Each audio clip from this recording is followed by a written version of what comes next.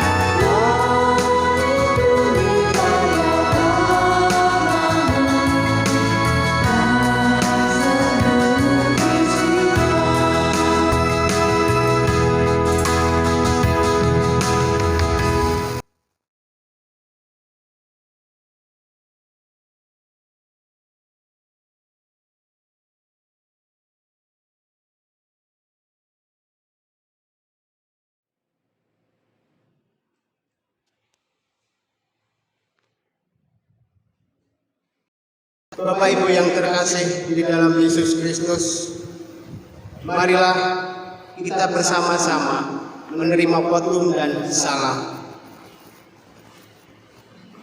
Marilah kebaktian pada saat ini kita mulai dengan bersama-sama mengungkapkan pengakuan bahwa sumber pertolongan kita adalah dalam nama Tuhan Allah yang telah menciptakan langit dan bumi, yang serta memelihara perjanjiannya dari sekarang sampai selama-lamanya.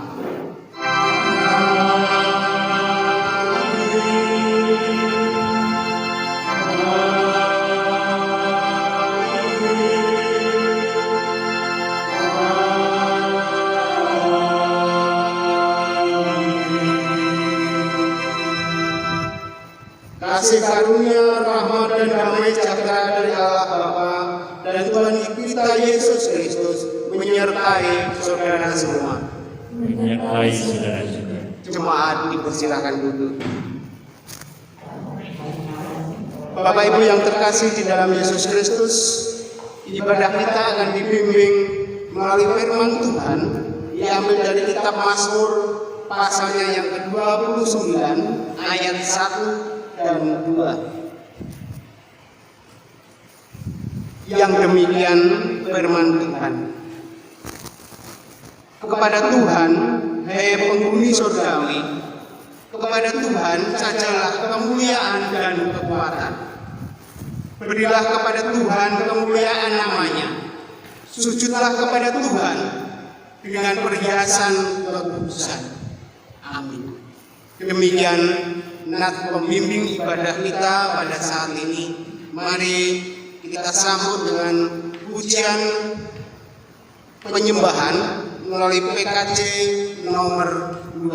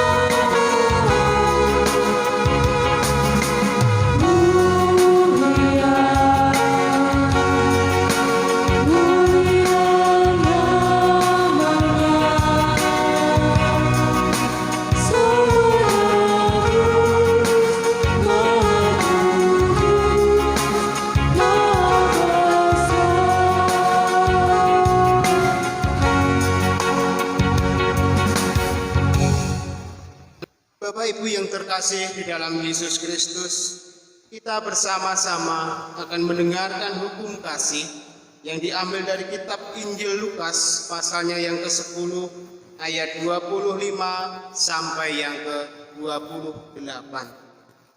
Yang demikian firman Tuhan.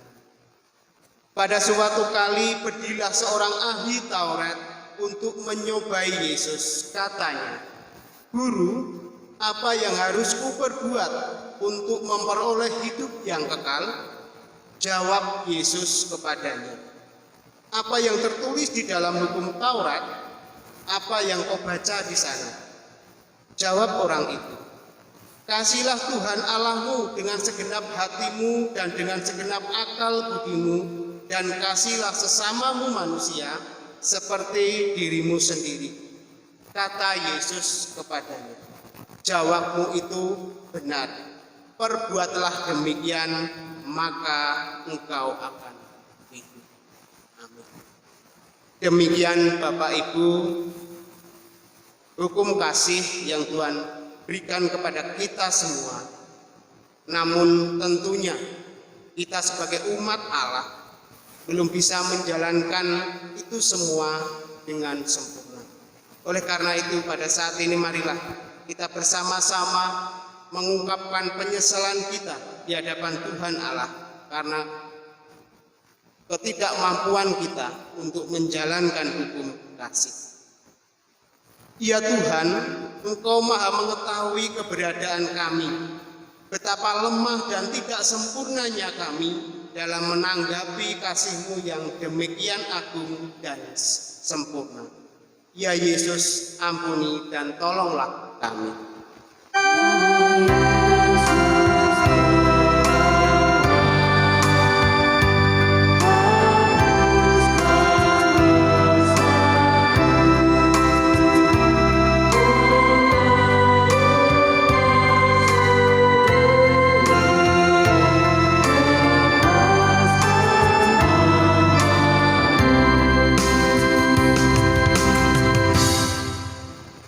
Dalam kelemahan kami berseru kepadamu ya Tuhan. Sesungguhnya Engkaulah sumber kekuatan yang tak tertandingi dalam kehidupan kami.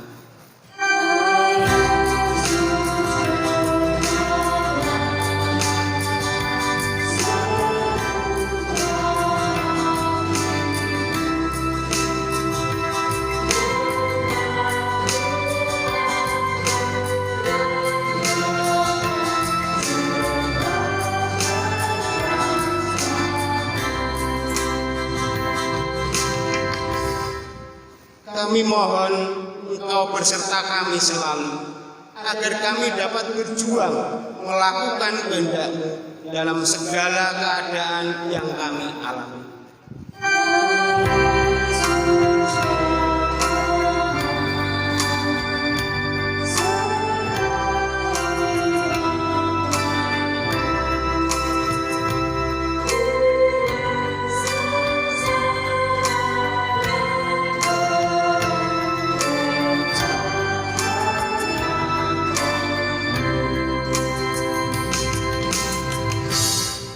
Pimpinlah kami ya Tuhan, agar jalan hidup kami tak tersesat.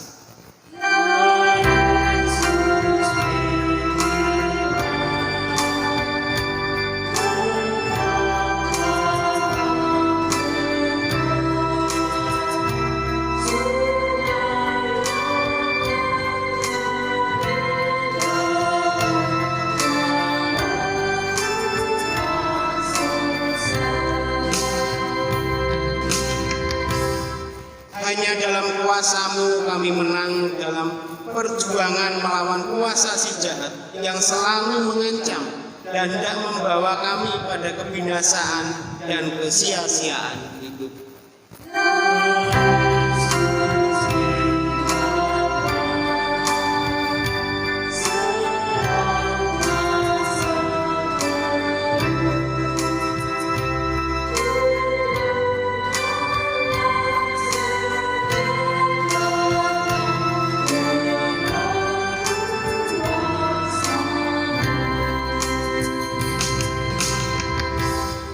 limpahkanlah sukacitamu memenuhi hati kami ya Tuhan, agar kami dapat menjalani kehidupan ini dengan penuh makna.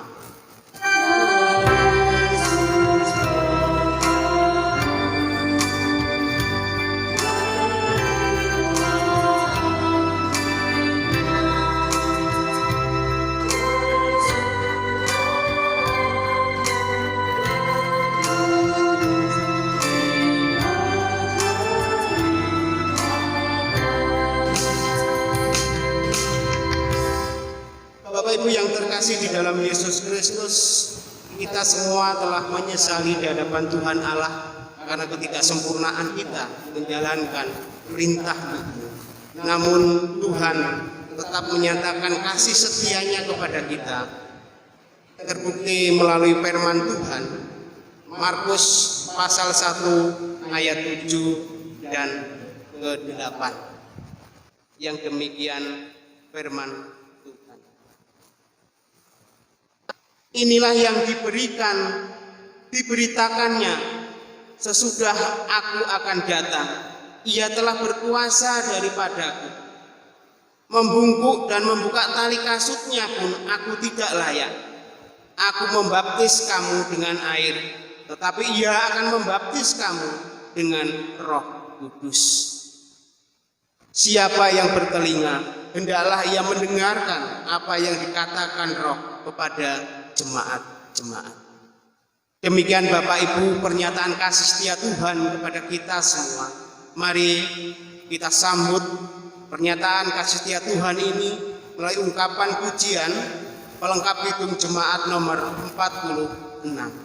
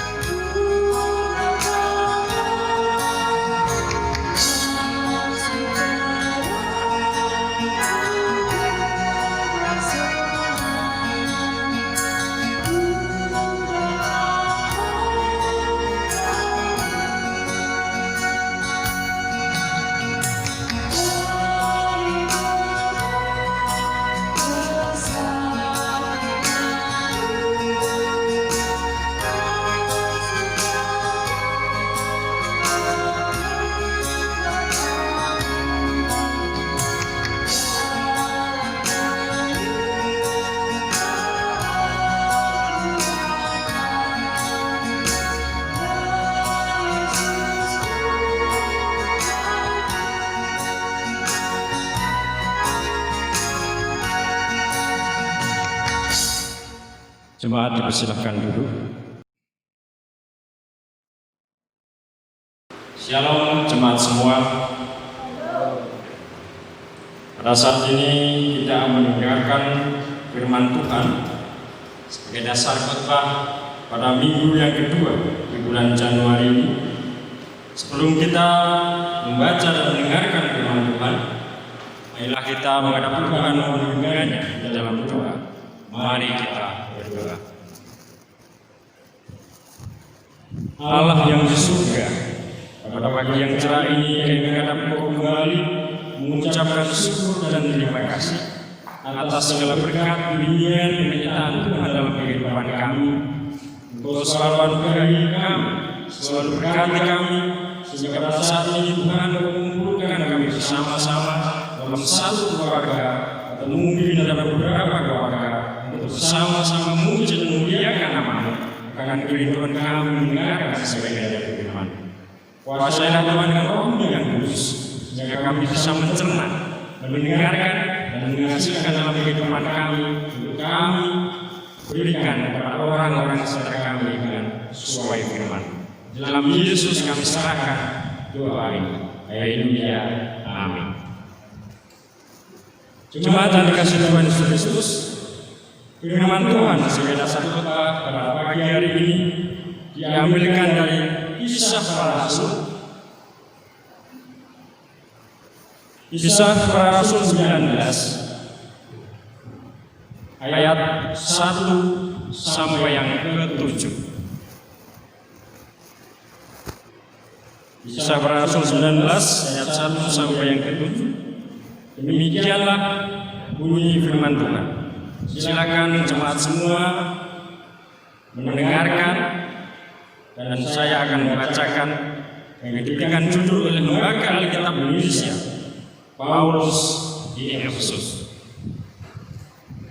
Ketika Apolos masih di Korintus, Paulus sudah menjelajah daerah-daerah pedalaman dan tiba di Efesus. Di situ didapatinya beberapa orang murid. Katanya kepada mereka, "Sudahkah kamu menerima Roh Kudus jika kamu menjadi percaya?" Akan tetapi mereka menjawab dia, "Belum, bahkan kami belum pernah mendengar bahwa ada Roh Kudus." Lalu kata Paulus kepada mereka, "Kalau begitu, dengan baptisan manakah kamu telah dibaptis?" Jawab mereka, "Dengan baptisan Yohanes." Kata Paulus, "Baptisan Yohanes adalah baptisan orang yang telah bertobat." Dan dia berkata kepada orang banyak bahwa mereka harus percaya kepada Dia yang datang kemudian daripadanya, yaitu Yesus. Ketika mereka mendengar hal itu, mereka memberi mereka dibaptis dalam nama Tuhan Yesus. Dan ketika Paulus mengumandangkan tangan di atas mereka, turunlah Roh Kudus ke atas mereka, dan mulailah mereka berkata-kata dalam bahasa roh dan bernubuat. Jumlah mereka adalah kira-kira 12 orang. Amin. Demikianlah jemaat yang dikasihi Tuhan, dasar nats khotbah kita pada saat ini. Kisah Para Rasul 11 ayat 1 sampai yang ke-7. Sabdamu abadi.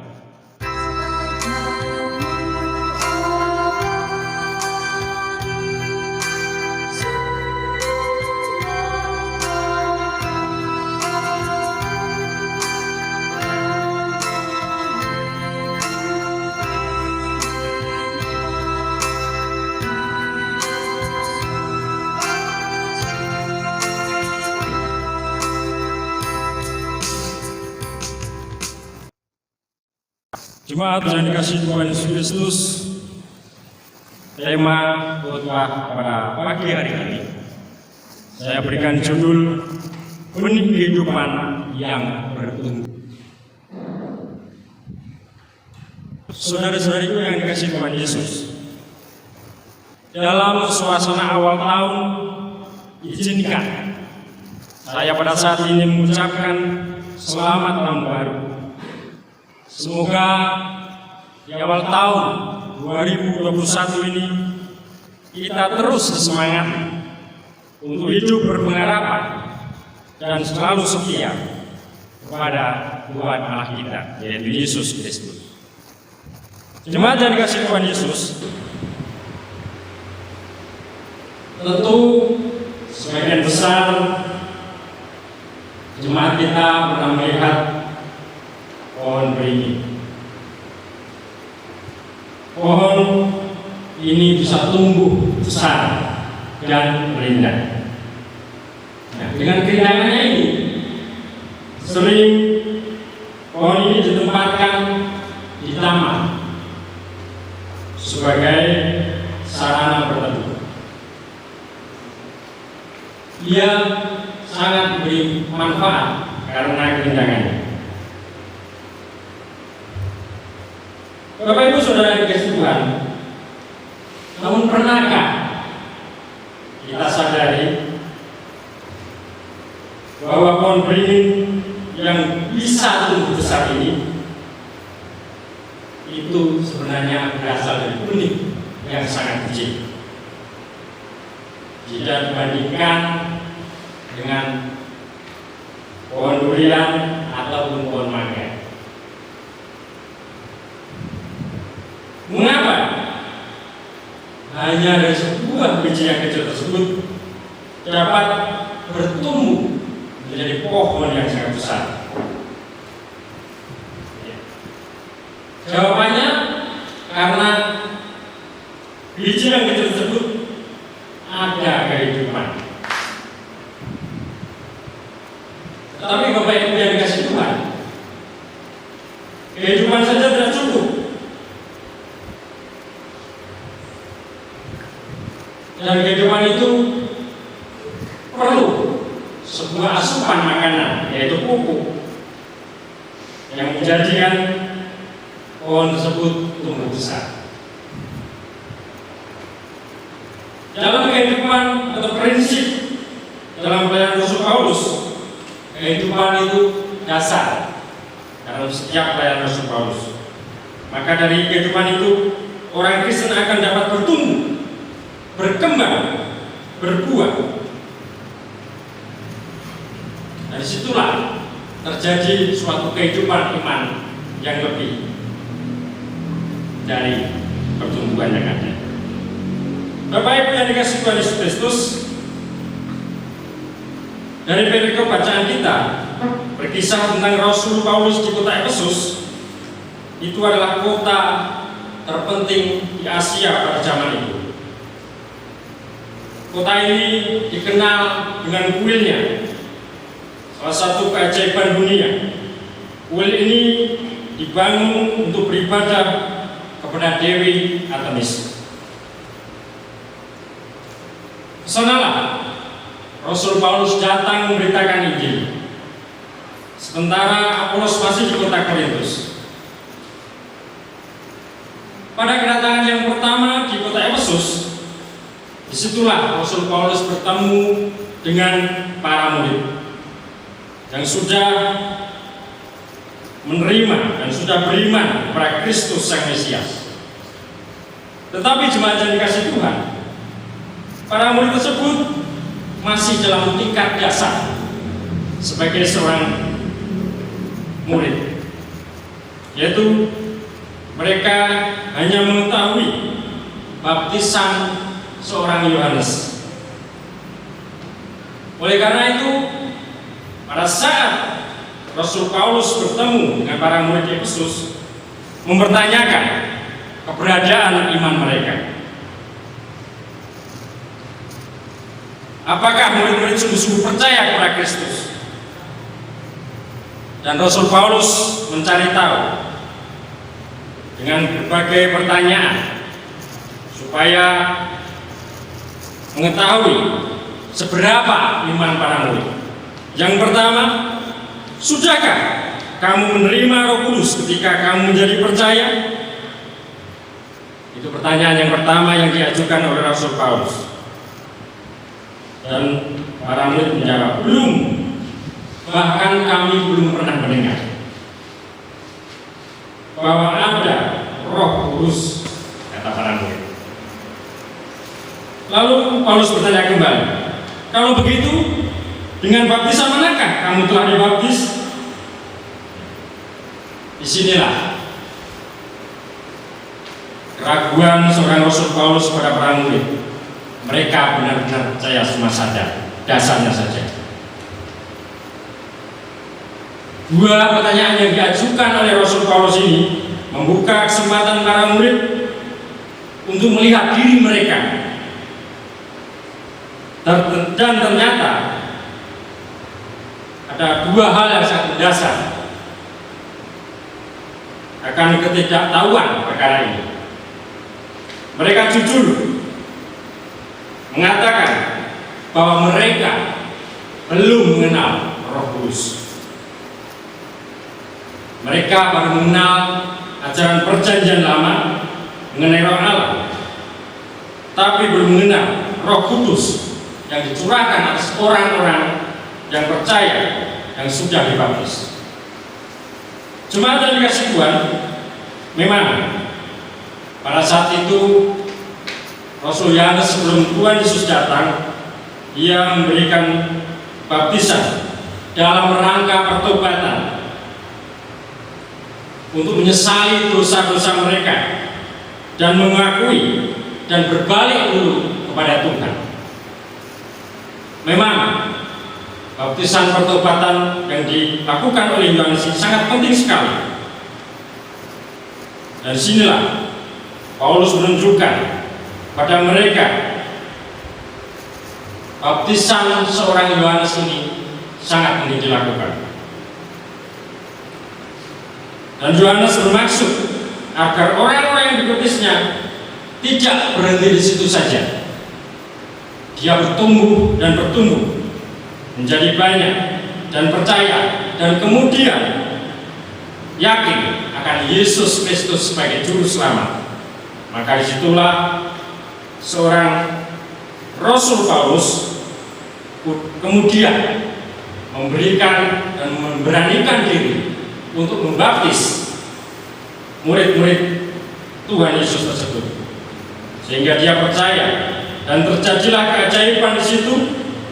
Seorang Rasul Paulus menumpangkan tangan kepada para murid, turunlah Roh Kudus atas mereka dengan cara menunjukkan penuh kuasa. Mulailah para murid tersebut berkata-kata dalam bahasa roh dan bernubuat, seperti terjadi pada Rasul Paulus yang ke-12 murid dalam masa pertobatan di peristiwa Pentakosta. Jemaat yang dikasihi Tuhan Yesus Kristus, kalau kita melihat pelayanan dan pengajaran Rasul Paulus dalam bacaan kita hari ini, bahwa pertobatan, iman, dan baptisan dan penerimaan Roh Kudus adalah suatu kesatuan dan harus dialami oleh setiap orang Kristen. Pertobatan adalah dimulainya penaburan benih kehidupan iman dalam diri seseorang, kemudian diikuti dengan pemberian asupan makanan, yaitu pembinaan iman. Pendalaman iman dalam setiap orang Kristen akan bertumbuh dan berkembang dan akhirnya memberi buah. Timbul pertanyaan dalam diri kita, bagaimana dengan gereja dan pelayanan kita? Sudahkah kita melayangkan baptisan dengan benar? Baptisan di mana nama Allah, Bapa, Putra, dan Roh Kudus, atau yang konteks bacaan kita hari ini sebutkan baptisan Tuhan Yesus. Adakah dampak orang-orang yang setelah menerima baptisan tersebut? Tentu tiap orang yang sudah dibaptis dalam perjalanan kehidupannya harus menghasilkan orang yang percaya dan mengalami karunia Roh Kudus dan terlihat nyata dalam kehidupannya sehari-hari.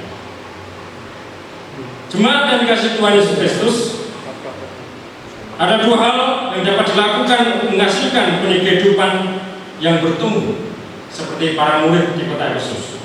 Yang pertama, sebagai murid Tuhan Yesus Kristus, kita perlu terbuka untuk belajar terus-menerus. Jika perkumpulan para murid di Efesus adalah belum mengerti tentang Roh Kudus dan mau mendengar dan belajar dari pengajaran Rasul Paulus, bagi kita tentu juga demikian. Kita selalu dan selalu terus belajar. Kita juga sudah mengerti bahwa Roh Kudus telah dicurahkan untuk kita. Kita telah menerima asupan Tuhan, firman Tuhan, baik dalam pemberitaan firman di gereja maupun dalam pemahaman Alkitab, dalam katekisasi. Namun perlu dilihat adalah dampak kehidupan kita.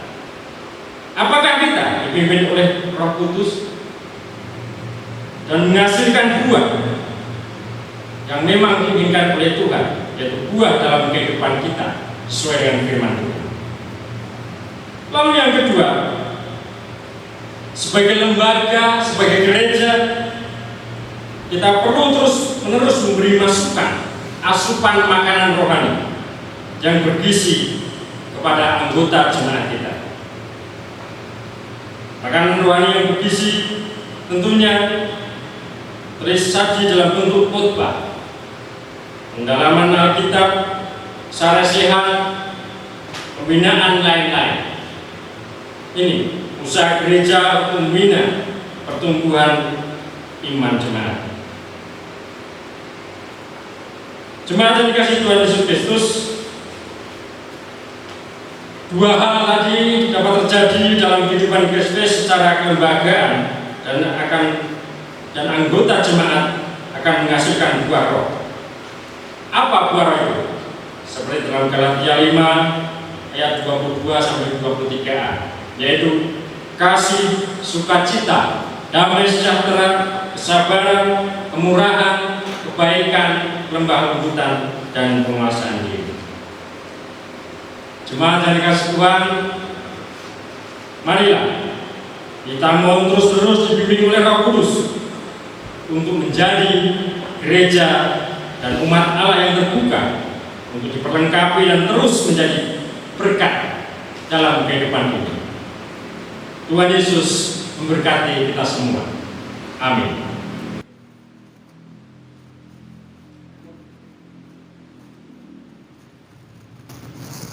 Jemaat yang dikasihi Tuhan, setelah kita mendengarkan khotbah, bacaan Alkitab, dan kita renungkan pada saat ini, marilah kita saat teduh sejenak.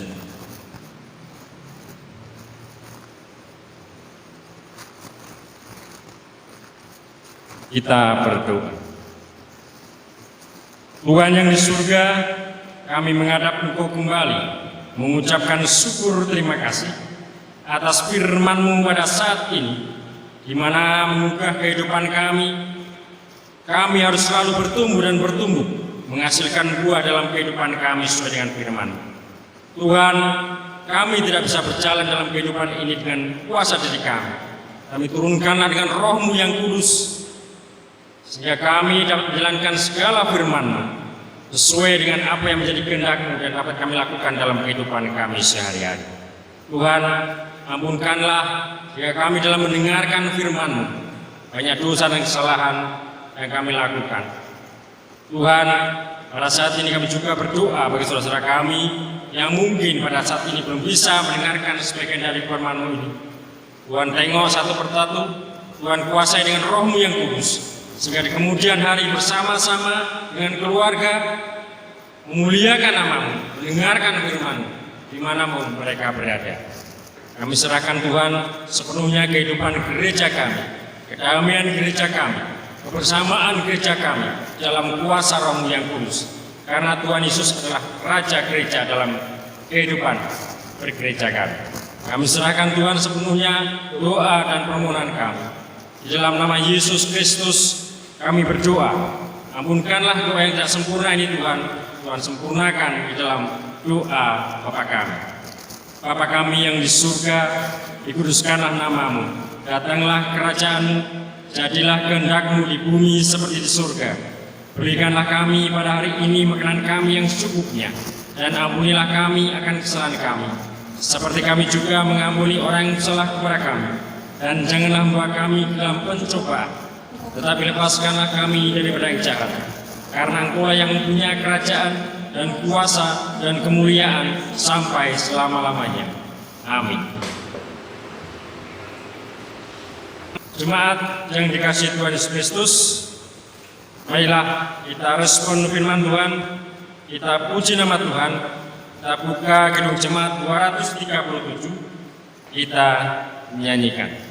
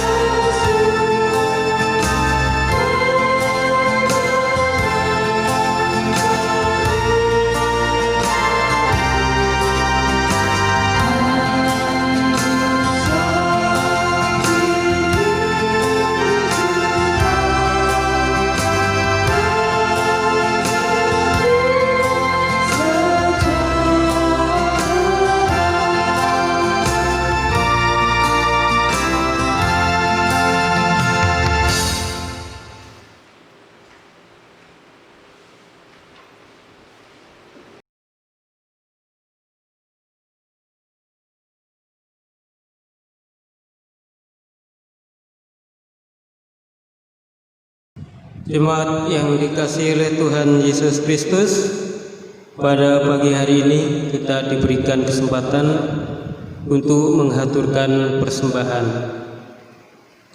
Sebelum kita menghaturkan persembahan, marilah kita mendengarkan firman Tuhan sebagai dasar di dalam kita mengaturkan persembahan. Diambilkan dari Roma pasal 12 ayat 1 dan 2. Roma 12 ayat 1 dan 2, yang demikian firman Tuhan. Karena itu saudara-saudara, demi kemurahan Allah aku menasihatkan kamu supaya kamu mempersembahkan tubuhmu sebagai persembahan yang hidup, yang kudus, yang berkenan kepada Allah. Itu adalah ibadahmu yang sejati.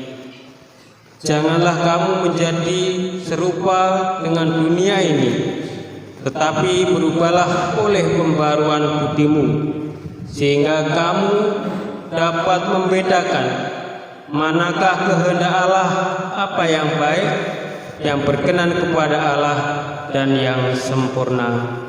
Amin. Bapak Ibu yang dikasihi oleh Tuhan Yesus Kristus, kita akan mengaturkan persembahan dan kita iringi dari Kidung Jemaat nomor 337.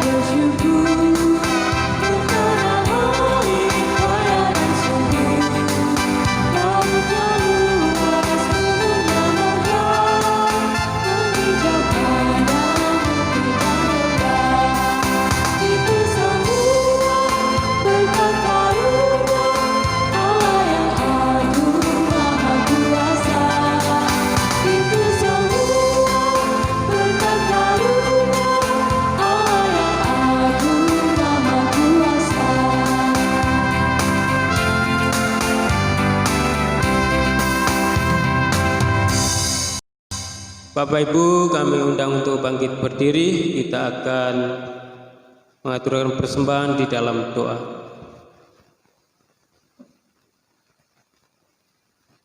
Tuhan Allah yang Maha Kuasa, yang kami sembah di dalam nama Tuhan Yesus Kristus,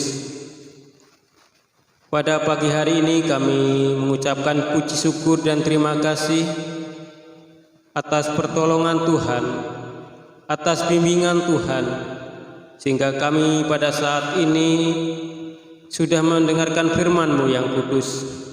Dan biarlah ya Tuhan, firman-Mu yang kami dengarkan pada saat ini bisa untuk menguatkan kehidupan iman kami. Bapa, pada saat ini kami juga diberikan kesempatan untuk bisa menghaturkan persembahan kepada Tuhan.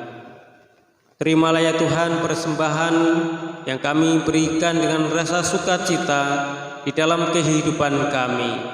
Kami selalu bersyukur kepadamu ya Tuhan atas anugerah yang Kau berikan dalam kehidupan kami. Dan tak lupa pada saat ini kami juga berdoa bagi saudara-saudara kami yang pada saat ini mengaturkan persembahan persepuluhan, persembahan bulanan, persembahan beras, dan persembahan yang tidak bisa kami sebutkan satu persatu di sini ya Tuhan. Semoga Tuhan urapi jemaat Tuhan yang sudah memberikan persembahan tersebut, sehingga di dalam kehidupannya akan selalu mendapatkan damai sejahtera. Bapa yang Maha Kasih, pada saat ini kami juga berdoa bagi majelis yang mengelola persembahan ini. Semoga Tuhan memberikan tuntunan sehingga dapat mempergunakan persembahan ini sebagaimana mestinya, dan semua demi kemuliaan di dalam nama Tuhan Yesus Kristus. Bapa yang makasih, banyak kesalahan, kekurangan di dalam kami berdoa, kami mohon ampun. Semua doa ini kami bersyukur di dalam nama Tuhan Yesus Kristus yang menjadi juru selamat kami yang hidup, yang kekal dari sekarang sampai selama-lamanya. Haleluya, amin.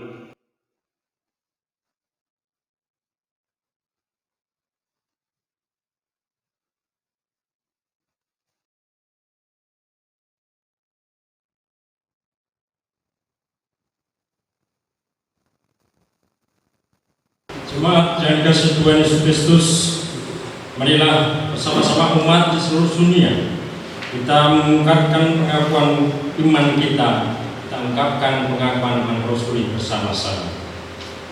Aku percaya kepada Allah Bapa yang Maha Kuasa, Khalik langit dan bumi, dan kepada Yesus Kristus yang tunggal Tuhan kita, yang dikandung dari Roh Kudus, lahir dari anak darah Maria, yang menderita sengsara di bawah pemerintahan Pontius Pilatus, disalibkan, mati dan dikuburkan, turun dalam kerajaan maut.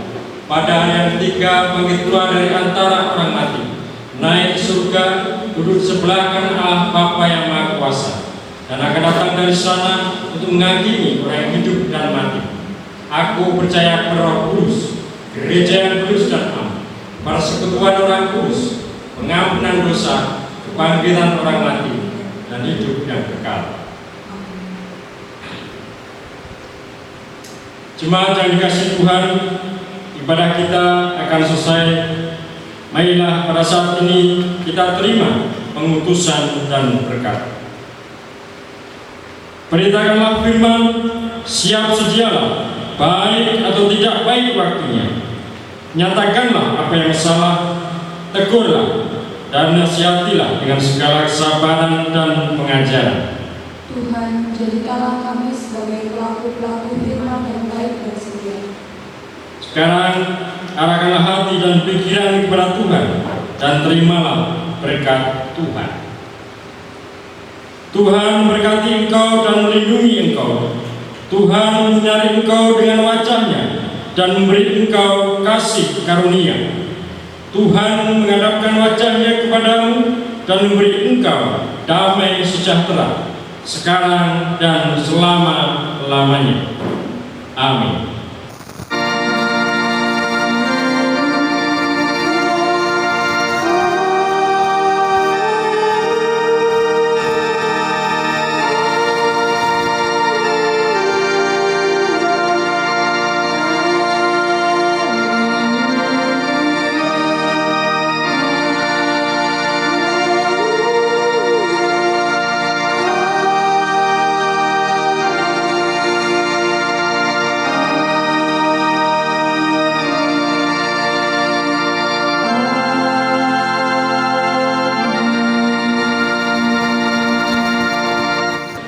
Pujian penutup ibadah pada saat ini kita nyanyikan dari Kidung Jemaat 346, bait yang pertama.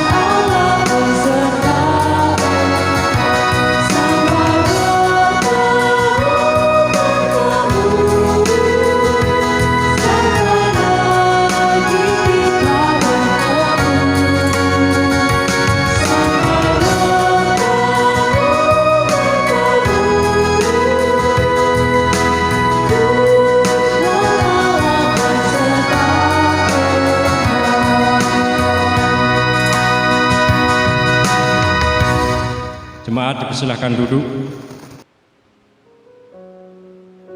Ayolah kita saat berdiri sejenak.